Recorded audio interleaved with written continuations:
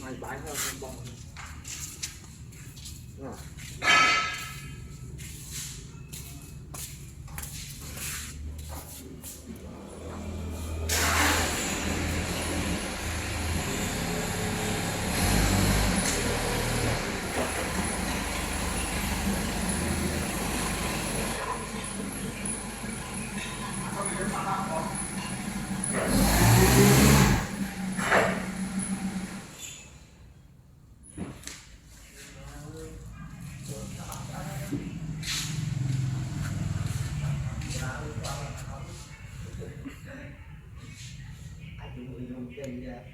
Bay đã đọc của môi theo bảo